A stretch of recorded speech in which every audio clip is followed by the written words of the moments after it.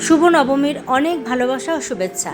দিদির গোপালকে দেখো সোনাতে ভরিয়ে দিয়েছে। আর এই যে দিদির সাথে দিদির ফ্যামিলির লোকদের সাথে বেরিয়ে যাচ্ছি। দিদির ফ্যামিলির লোকরাও আমার পুরো নিজের মতন। দিদির ভাসুর, যা, ননদ, নন্দাই সবার সাথে আমি যাচ্ছি রামকৃষ্ণ বিবেকানন্দ মঠে। আর আমার মেয়ে আর আমার দিদির মেয়ে ওরা গেছে একটু মুভি দেখতে। তো ওখানে গিয়ে তোমাদের দেখাবো, খুব ভালো লাগে।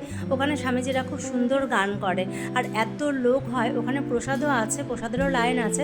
তুমি প্রসাদ খেতে চাইলে টিকিট করে লাইন দিয়ে প্রসাদ নিতেই পারো। আর এই যে দেখো সবাই এখানে গান বাজনা করছে। এখানে খানিকক্ষণ বসে আমরা বেরিয়ে যাব।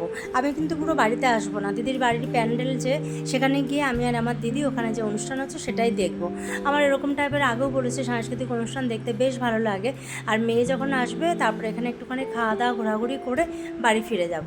আর এখানে একজনের পর একজন উঠে বেশ স্টেজটা মাতিয়ে দিচ্ছে, বেশ ভালো লাগলো। আজকের মতন ভিডিওটা এখানেই রাখলাম। বাই। তোমরা সকলেই খুব আনন্দ